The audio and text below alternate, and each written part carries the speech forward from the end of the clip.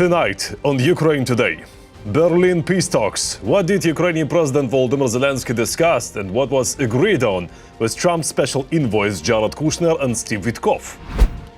Intriguing poll results. How many Ukrainians are ready to give up territory in exchange for a ceasefire? The battlefield, Russia. Ukraine struck a number of strategic targets in the Moscow, Belgorod and Rostov regions. Occupation deadlines. Why is dissatisfaction growing in the Kremlin toward the head of Russia's so-called general staff? Terror attack in Australia. The death toll from an armed attack on people celebrating Hanukkah in Sydney has risen to 15. All this and more right now. Hello, I'm Volodymyr and this is Ukraine Today. Please subscribe, give this video a like and let's get started. We begin with the terror attack in Australia. The number of victims on an armed assault on people celebrating Hanukkah in Sydney has risen to 15. The attackers were a father and son, Sajjad and Navid Akram. One terrorist was neutralized at the scene, the other is in hospital now. Police have classified the attack as an act of anti-Semitism. Our condolences go out to the families and loved ones of those killed and wish the injured a full recovery. And despite everything, happy Hanukkah to everyone who celebrates and even to those who do not. Because Hanukkah is about the victory of light over darkness, about strength of spirit, mutual support and, in many ways, about the maturity of a society. More light to all of us, in every positive sense of the word. Now to events in Ukraine and around Ukraine. So, Ukraine has struck a number of strategic targets inside Russia. Drones reached the Moscow regions as well as Belgorod and Rostov regions. There are reports of strikes on thermal power plants, power lines, a gas processing facility and an oil refinery. At Moscow's Sheremetyevo airport, the so-called carpet plan Kovyor was introduced, a temporary ban of takeoffs and landings. Earlier, Ukrainian drones hit a Russian fuel train in temporarily occupied Crimea. An oil depot was attacked also.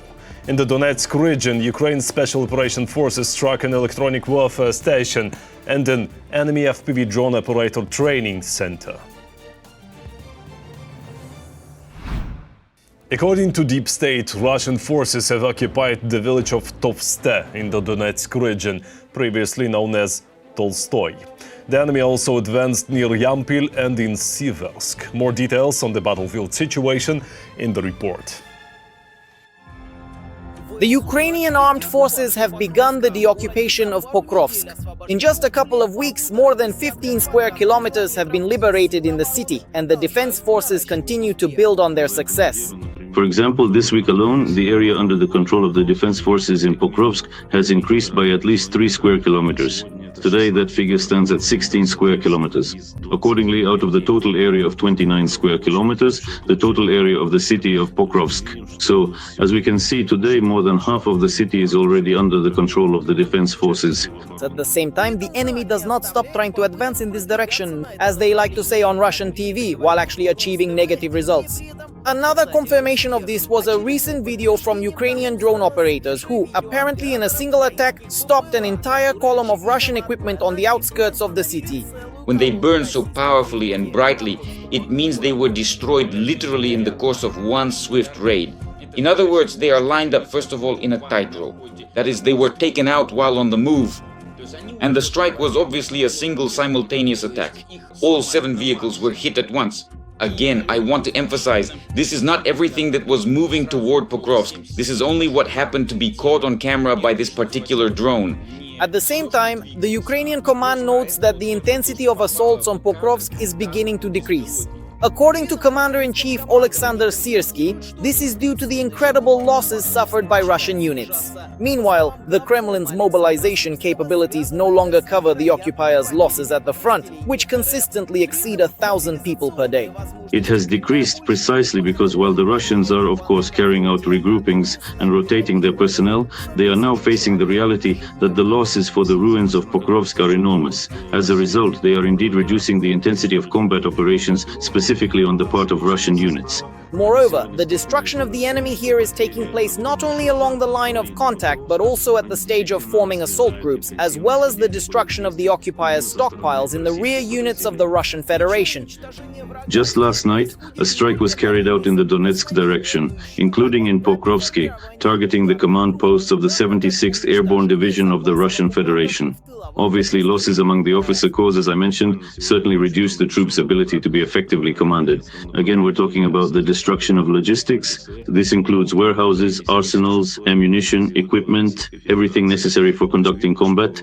A separate tragedy for the Russians is unfolding in the Kupiansk direction. There, the day before, the 429th Separate Achilles Unmanned Systems Regiment destroyed a pipe that the enemy had been using to infiltrate personnel into the city. According to the military, during reconnaissance, they discovered an unusual but critically important logistics channel. A gas pipe that the enemy used to transfer their personnel to the northern outskirts of Kupiansk. It was a safe route that allowed the enemy to build up forces while bypassing fire control. 3 tons of explosives solved this problem once and for all.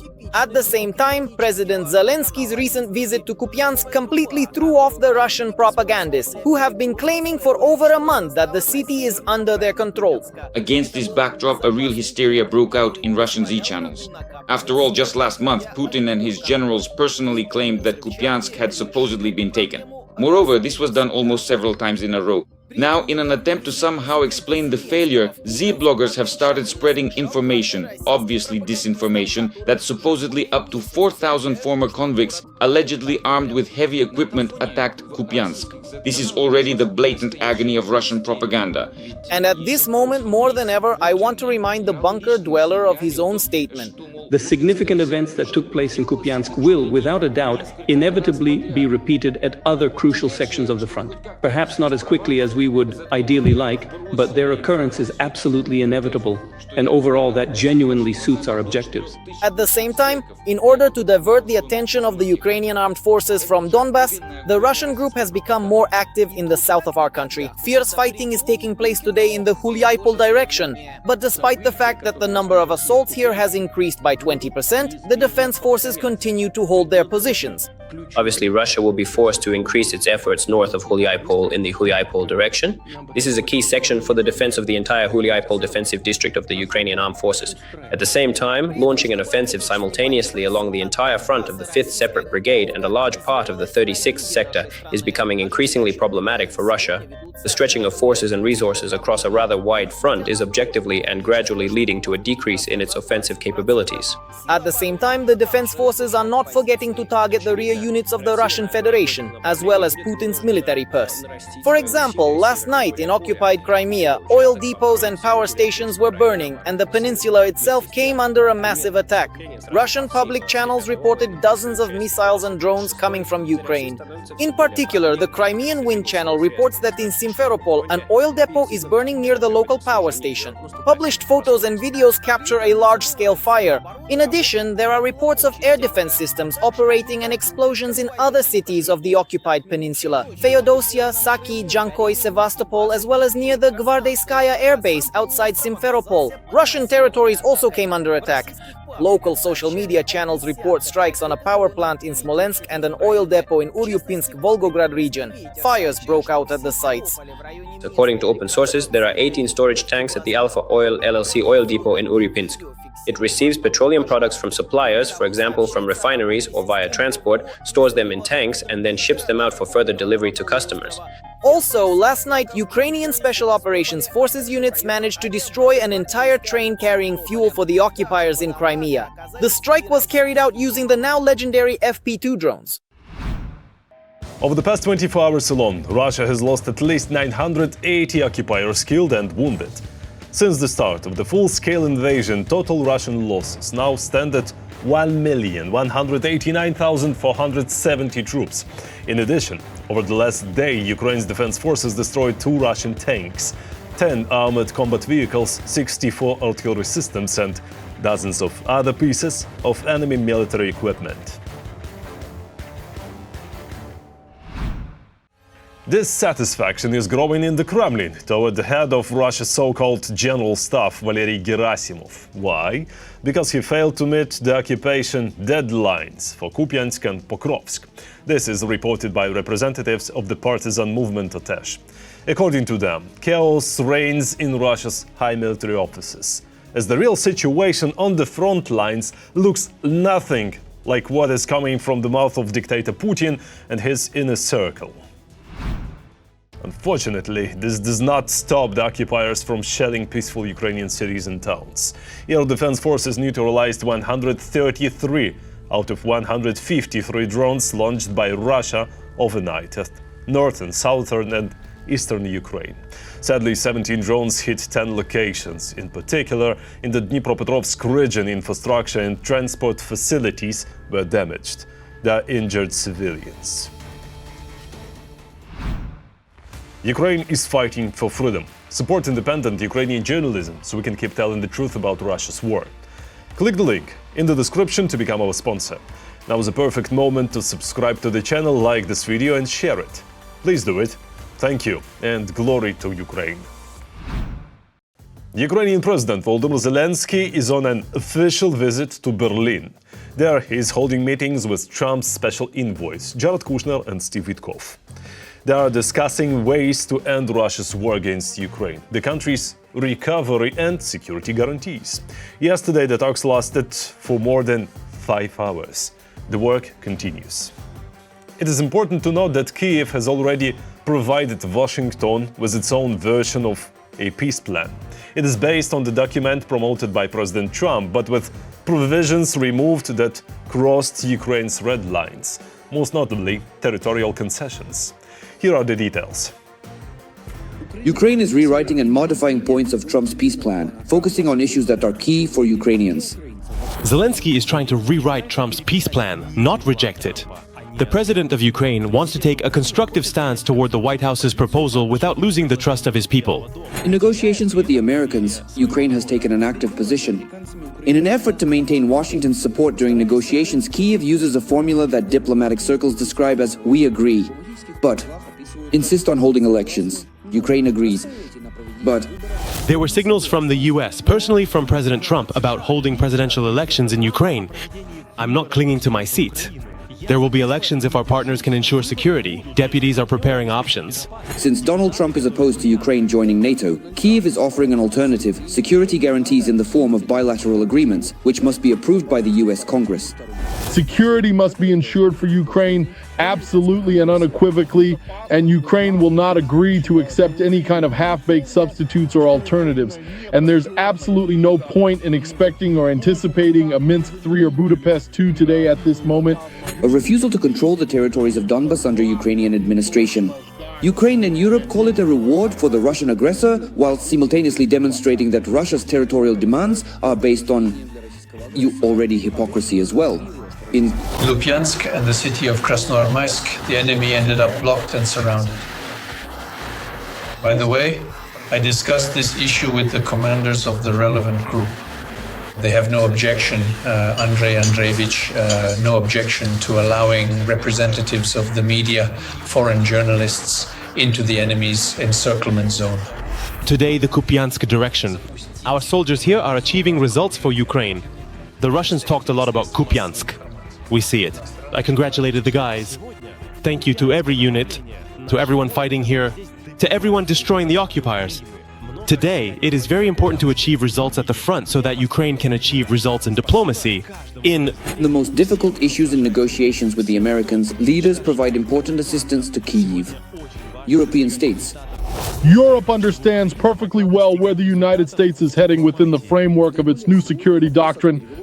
I think that Europe is well aware that in this particular configuration of desires or wishes of the President of the United States, Trump-Ukraine can serve as a guarantee of security for Europe. But at the same time, Europe must provide important support and perhaps in some areas even replace the United States for Ukraine.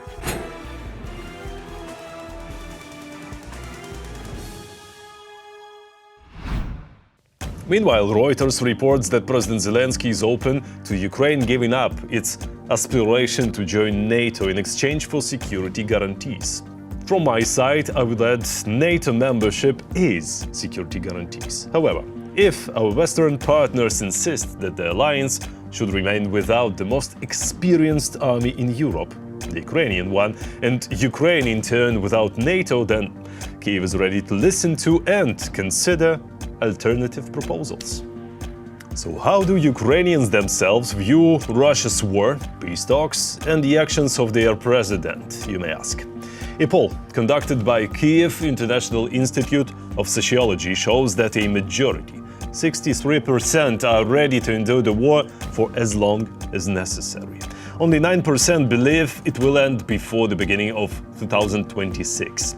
72% support a peace plan with a frozen front line and security guarantees, but without recognizing temporarily occupied territories as Russian.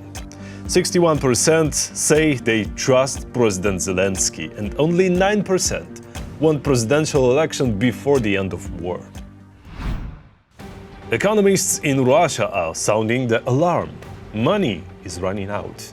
This is unfortunately a process rather than a single event, but it is a painful one. The central bank is selling strategic gold reserves. Ordinary people are feeling the crisis and growing resentful, quietly of course, so as not to upset Putin. More on what is happening to Russia's economy in the report. Russia is entering the most difficult period of the war, and it's all because of the economy.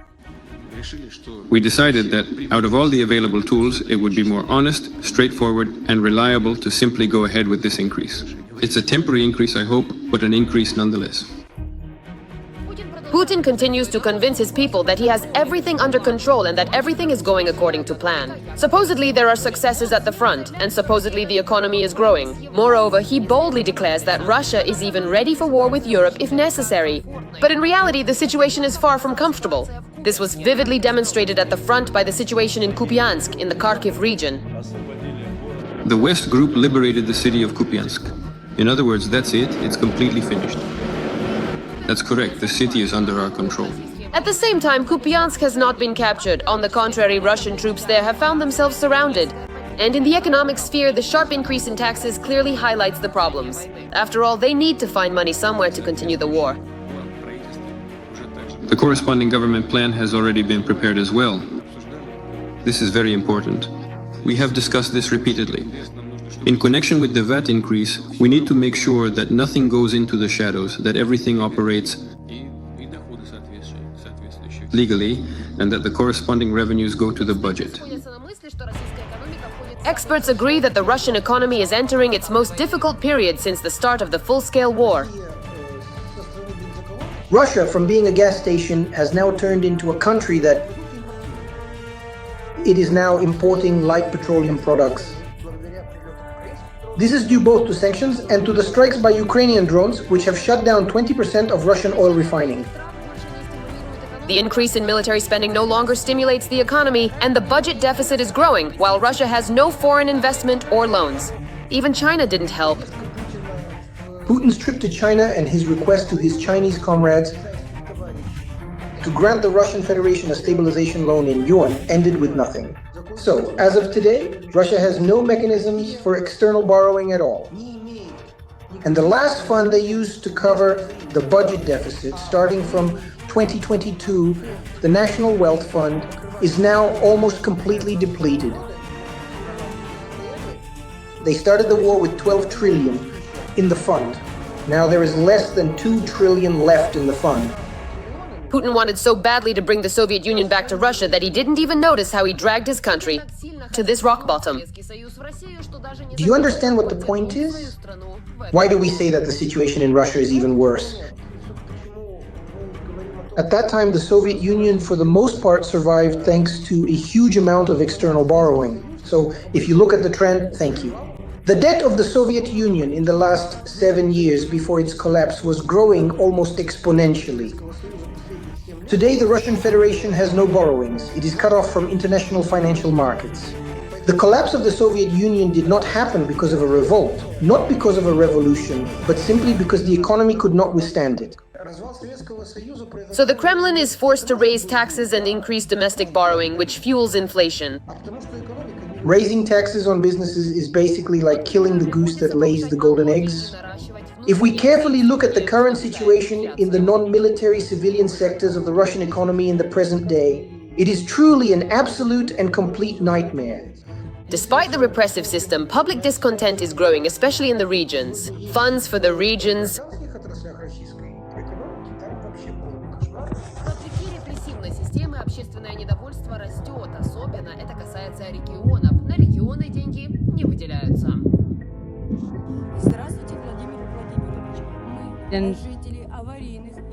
Putin is simply crushing small business with his taxes. Entrepreneurs even ask Putin not to raise taxes.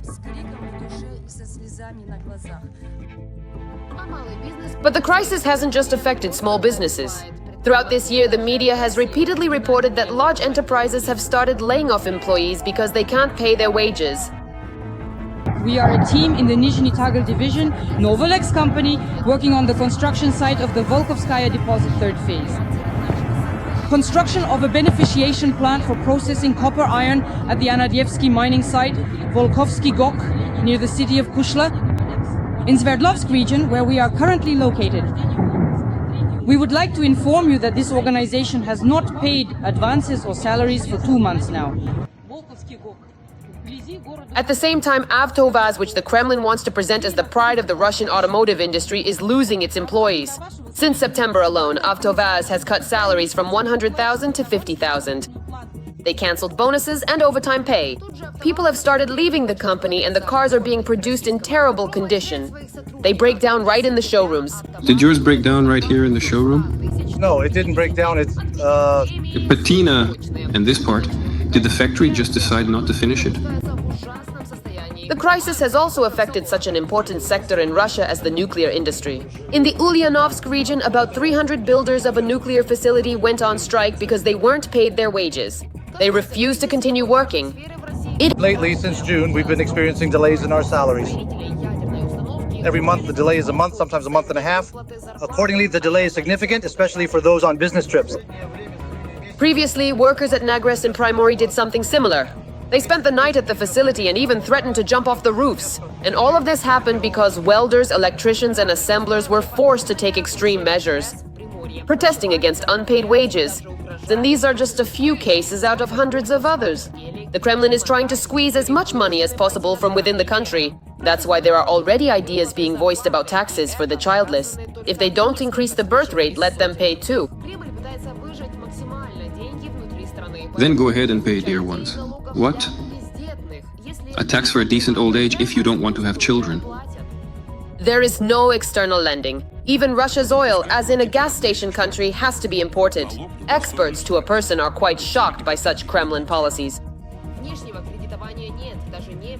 What can be said about the state of the Russian economy when the central bank has officially announced that it is starting to sell off its strategic gold reserves? Interestingly, the mood of the people clearly shows that they are not willing to keep living like this. According to sociologists, already 88% of Russians want the war to end, even though back in 2022, the majority supported Putin. But today, everyone has to tighten their belts. Factory workers, ordinary Russians, and even the military. After all, despite the promised millions for killing in Ukraine, Russian soldiers are often left with nothing. The war no longer inspires pride or optimism among the population. And the Kremlin understands this perfectly well. But does that stop Putin from dragging his country down and drowning in this war? When we talk about the Russian Federation, we need to understand that what is happening there now is extremely similar to what happened in the Soviet Union. This includes the harshest dictatorship. It also involves a very serious strengthening of law enforcement, and so I wouldn't harbor any truly great illusions that Russia will suddenly open up tomorrow and take to the streets in a massive, widespread protest, you know. That's why Putin couldn't come up with anything better than to ensure his own peace of mind, so that people wouldn't even think about protesting or rebelling. Do you know which budget areas for 2026? In the Russian Federation, these areas received the largest increase in funding compared to 2025. the police, the National Guard, and state propaganda. In fact, in 2026, funding for propaganda was increased by 1.8 times. Billions of rubles. The Kremlin is increasing pressure on the people, but at the same time understands that ending the war or reducing military spending won't instantly solve all the problems. After all, the country's economy has become dependent on the military industry. And that's where the vicious circle closes. Peace will bring new difficulties, while continuing the war will push the economic crisis to a whole new low. A country that was once developing has now backed itself into a corner. It seems even Putin himself no longer knows what to do about it, so he keeps on lying. And Russians keep enduring it, so as not to anger Tsar Father Putin. That's all for today. Thank you for watching. Thanks for your support. Strength to Ukraine's defenders. Glory to Ukraine. Don't forget to like, subscribe, comment, and share. See you next time.